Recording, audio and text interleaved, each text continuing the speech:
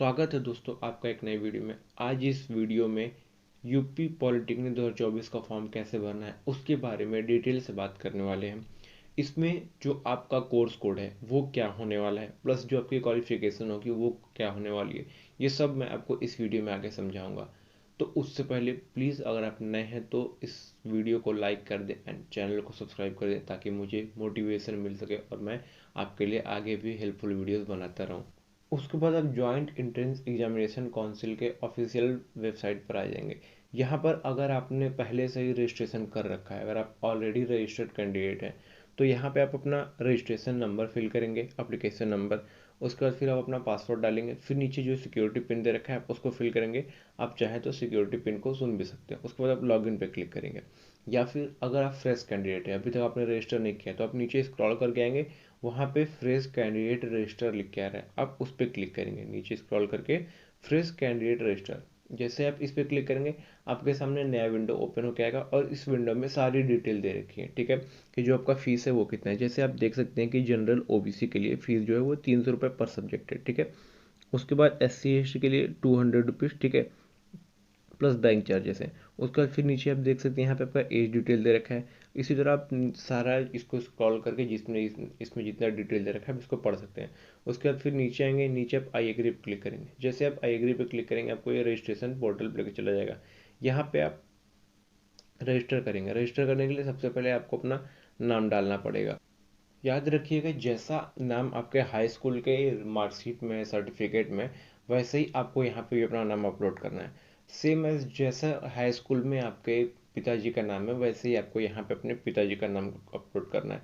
उसी तरह जैसा आपके माता जी का नाम है आपके हाई स्कूल में वैसे यहाँ पे अपलोड करना है।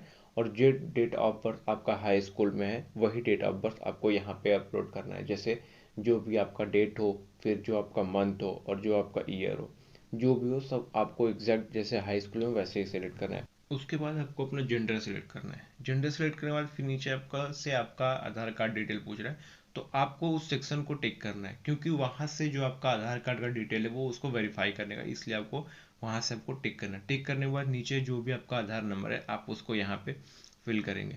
फिल करने के बाद आप नीचे अपना मोबाइल नंबर डालेंगे। याद रखिए करेक्ट मोबाइल नंबर डालिए क्योंकि सारा आपका मैसेजेस और OTP वेरिफिकेशन इसी पे होगा। और जो भी आपका ईमेल होगा आप इसी नंबर पर डालेंगे। फिर आप अपना पासवर्ड डालेंगे। याद रखिएगा जो आपका पासवर्ड होगा वो 8 से 13 कैरेक्टर के बीच में होना चाहिए। प्लस जो आपका पासवर्ड होगा वो उसमें एक स्पेशल कैरेक्टर होना चाहिए, एक अपर की होना चाहिए, एक लोअर की होना चाहिए और एक अल्फा न्यूमेरिक होना चाहिए। ये सब सारे होने चाहिए। फिर आप उसको कंफर्म करेंगे। कंफर्म करने के बाद आप सिक्योरिटी पिन डाल के नीचे सबमिट पे क्लिक करेंगे। फिर उसके बाद आप ओके पे क्लिक करेंगे। जैसे आप ओके पे क्लिक करेंगे यहाँ पे आपको वेरीफाई आधार का ऑप्शन आ जाएगा। इस पे जैसे ही आपको क्लिक करेंगे तो जो भी आपका आधार का डाटा है वो यहाँ से उसको वेरीफाई कर लेगा। वेरीफाई करने के बाद फिर आपसे ये आपका ईमेल और आपका मोबाइल नंबर ये वेरीफाई करने के लिए बोलेगा। तो यहाँ पे सबमिट एंड नेक्स्ट पे क्लिक करेंगे। जैसे ही आप इस पे यहाँ पे क्लिक करेंगे तो आपसे ये आपका ईमेल और आपका मोबाइल नंबर वेरीफाई करने के लिए बोलेगा। तो आपको ये उस पर एक OTP भेजेगा और उस OTP को आप यहाँ पे सबमिट करेंगे। सबमिट करने के बाद जो भी आपका सिक्योरिटी पिन है आप उसको डालेंगे। डालने के बाद फिर वेरीफाई एंड फाइनल सबमिट पे क्लिक करेंगे। जैसे आप इस पर क्लिक करेंगे आपका रजिस्ट्रेशन कंप्लीट हो जाएगा। आपके मोबाइल पे और आपके ईमेल पे आपका रजिस्ट्रेशन नंबर, एप्लीकेशन नंबर चला जाएगा। यहाँ पे आप ऊपर देख सकते हैं आपका नाम और एप्लीकेशन लिख के नंबर लिख के आ रहा है। फिर आप यहाँ पे देख सकते हैं कि आपको जो जो स्टेप कंप्लीट करना है वो सब सारा आपका यहाँ पे लिखा हुआ है। जैसे registration form, application form, apply for section, qualification detail, ये सब सारा आपको यहाँ पे लिखा हुआ है। ये आपको सारा कंप्लीट करना है। इनको कंप्लीट करने के लिए आप स्क्रॉल करके नीचे आएंगे। जैसे आप स्क्रॉल करके नीचे आएंगे तो यहाँ पे आपको अप्लीकेशन फॉर्म पे क्लिक करना है। जैसे आप इस पर क्लिक करेंगे तो आप नेक्स्ट स्टेप पे चले जाएंगे। वहाँ पे आपका जो जो भरा हुआ है आप उसको छोड़ सकते हैं और जो जो नहीं भरा हुआ है आपको उसको भरना है। जैसे आप यहाँ पे अपना नेशनलिटी देख सकते हैं, इंडियन, यहाँ पे आप अपना सेलेक्ट कर सकते हैं। फिर आपका स्टेट ऑफ एलिजिबिलिटी, जिस स्टेट के आप रहने वाले हैं, मान लीजिए अगर उत्तर प्रदेश है तो उत्तर प्रदेश आप चूज़ करेंगे, नहीं है तो आप other than Uttar Pradesh choose करेंगे। जैसे आप अगर आप यूपी चूज़ करते हैं फिर आपको अपना कैटेगरी चूज़ करना है, जो भी आपका general, OBC, EWS, SC ST जो भी आपका वो आप चूज़ करेंगे। फिर नीचे अगर आप मान लीजिए उत्तर प्रदेश नहीं है, अदर देन उत्तर प्रदेश के, तो आप फिर से यहाँ पे आएंगे, जो भी आपकी कैटेगरी है आप इसको यहाँ पे चूज़ करेंगे, ठीक है।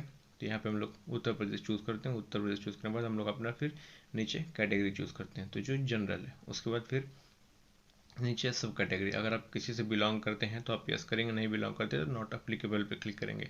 ठीक है, उसका फिर अदर इन्फॉर्मेशन, अगर आप कलर ब्लाइंड है तो आप यस पे क्लिक करेंगे, नहीं है तो नो पे क्लिक करेंगे। ठीक है, फिर उसके बाद अगर आपका किसी भी तरह का दिव्यांगता है तो आप यस पे क्लिक करेंगे, नहीं है तो नो पे क्लिक करेंगे। उसके बाद फिर आप अर्बन है, रूरल है, जो भी आप उसको फिल करेंगे। फिर अगर आप माइनॉरिटी से बिलोंग करते हैं जैसे जैन, सिख, पारसी, बुद्ध, बौद्ध, मुस्लिम, तो आप यस पे क्लिक करेंगे, नहीं है तो नो पे। उसके बाद फिर सबमिट पे, सबमिट के बाद फिर आप ओके पे क्लिक कर देंगे। जैसे आप ओके पे क्लिक करेंगे आपका अगला सेक्शन खुल के आ जाएगा। फिर यहाँ पे आपका सबसे बड़ा चीज़ जो कि है आपका सब्जेक्ट लिस्ट चुनने का। अगर आप ग्रुप ए में फॉर्म भरना चाहते हैं तो आप ऐसे इसको सिलेक्ट पे क्लिक करेंगे और जिस चीज़ के लिए भी आप अवेलेबल हैं आप उसको सेलेक्ट करके, मैं अभी आपको लिस्ट दिखाता हूँ कि ग्रुप ए के लिए जो बच्चे हैं वो किस चीज़ के लिए अवेलेबल है। फिर नीचे आप ग्रुप बी टू के जो जो आप उसको सिलेक्ट करना चाहते हैं उसमें क्लिक करेंगे। देखिए, जैसे आप अगर ग्रुप ए में सिलेक्ट करना चाहते हो तो आप डिप्लोमा इंजीनियरिंग करेंगे। ठीक है, ये 3 वर्ष का होता है, 10वीं में न्यूनतम होना चाहिए 35% अंक होने चाहिए, और 10वीं में कौन कौन सा सब्जेक्ट है आप वो देख सकते हैं।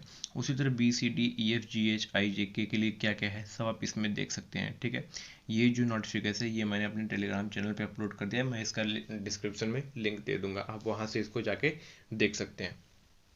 इसी तरह जो फिर नीचे ई और एफ है वो भी अपना देख सकते हैं, जो भी उनका अपना होगा, वो जिस क्वालिफिकेशन को वो लोग बिलोंग करते होंगे वो लोग वहाँ पे देख सकते हैं। ठीक है, फिर यहाँ पे जैसे आप दूसरा सब्जेक्ट चूज़ करेंगे तो यहाँ पे आप नीचे देख सकते हैं जो फीस है आपका 300 से 600 हो जा रहा है। ठीक है, और जैसे आप इस पर सिलेक्ट करेंगे तो वापस ये 300 हो जा रहा है, मतलब कि पर सब्जेक्ट आपका 300 फीस लगेगा। ठीक है, इसका फिर हम लोग नीचे आते हैं, 7 नेक्स्ट पे क्लिक करते हैं। जैसे 7 नेक्स्ट पे क्लिक करेंगे आपका अगला स्टेप खुल के आ जाएगा। यहाँ पे आपका जो है आपका 10th का डिटेल्स आपको भरना है। अगर आप पास हो गए तो आप पास पे क्लिक करेंगे, और अगर आप अपीयरिंग है तो अपीयरिंग पे क्लिक करेंगे। जैसे अपीयरिंग पे क्लिक करेंगे तो नीचे के जो तीनों सेक्शन है जहाँ पे आपको अपना डिटेल भरना है नंबर का, वो गायब हो जाता है। ठीक है, फिर आप पास पे क्लिक करेंगे तो यह वापस से आ जाता है। फिर आप अपना पासिंग ईयर सेलेक्ट करेंगे जो जिस भी ईयर में आप पास हुए हैं। ठीक है, फिर आप अपना रोल नंबर फिल करेंगे, जो भी आपका रोल नंबर है या फिर रजिस्ट्रेशन नंबर है आप उसको फिल करेंगे। फिर आपका अपना बोर्ड चूज़ करेंगे, जो भी आपका बोर्ड हो, CBSE हो, ICSE या फिर स्टेट बोर्ड हो। अगर यूपी बोर्ड है तो board of high school and secondary education आप फिल करेंगे।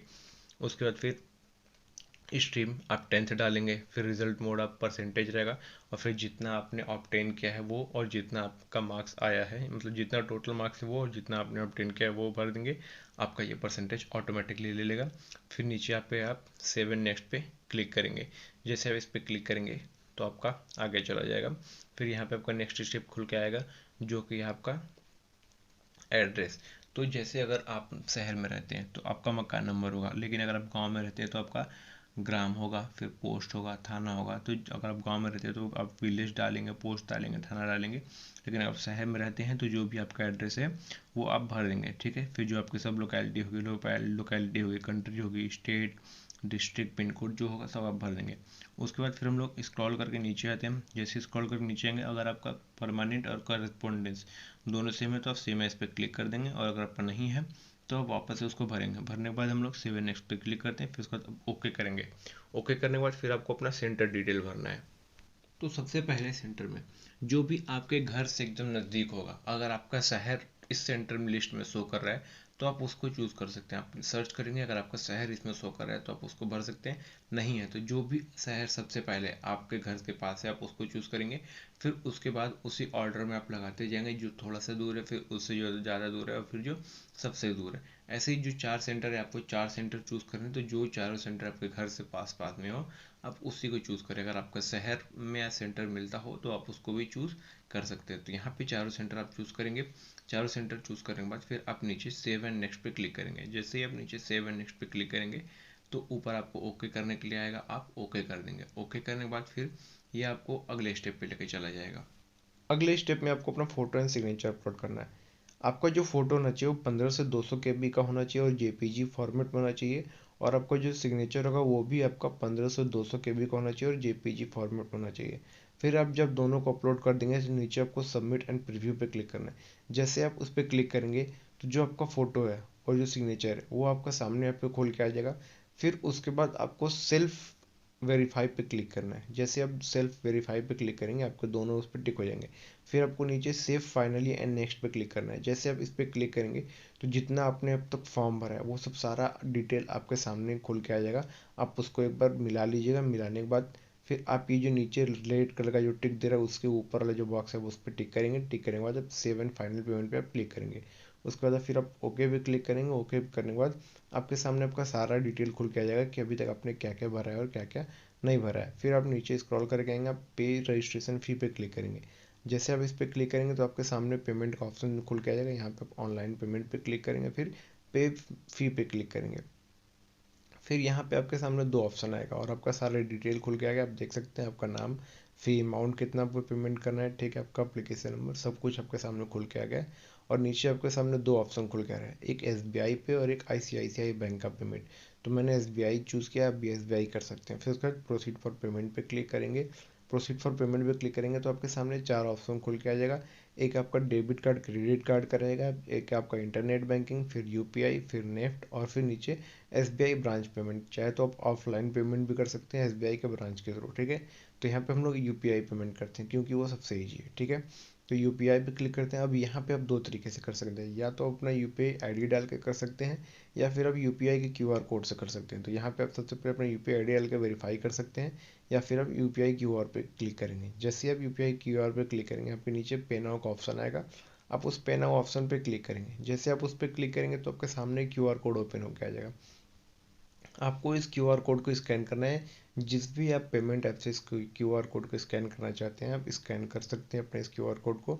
जैसे आप इस क्यूआर कोड को स्कैन करके पेमेंट करेंगे आपका जो पेमेंट होगा वो डन हो जाएगा। उसके बाद आपका ये पेमेंट फुल सक्सेस का मैसेज दिखा देगा और आपको ये आपके डैशबोर्ड पे लेके चला जाएगा। वहाँ पे आप जब नीचे स्क्रॉल करके आएंगे तो आपका जो सारा है वो आपका कंप्लीट लिख के आ जाएगा। और मैंने यहाँ पे पेमेंट नहीं किया है इसलिए मेरे में आप देखेंगे पेमेंट ऑप्शन में आपका इनकम्प्लीट लिख के आएगा, ठीक है। फिर आप जब नीचे स्क्रॉल करके और आएंगे तो आपको अपना जो एप्लीकेशन फॉर्म है उसको आपको प्रिंट आउट निकाल लेना है, क्योंकि जब आप काउंसलिंग कराएंगे तो काउंसलिंग में आपका एप्लीकेशन फॉर्म चाहिए होगा। तो इस तरह से आपका जो फाइनल प्रिंट है वो आपका निकल जाएगा। आशा करते हैं ये वीडियो आपके लिए हेल्पफुल रही होगी। अगर आपके लिए ये वीडियो हेल्पफुल है तो प्लीज़ इस वीडियो को लाइक करें और चैनल को सब्सक्राइब करें ताकि मुझे और मोटिवेशन मिल सके और मैं इसी तरह आप लोगों की मदद के लिए वीडियो बनाता रहूँ। Thank you so much.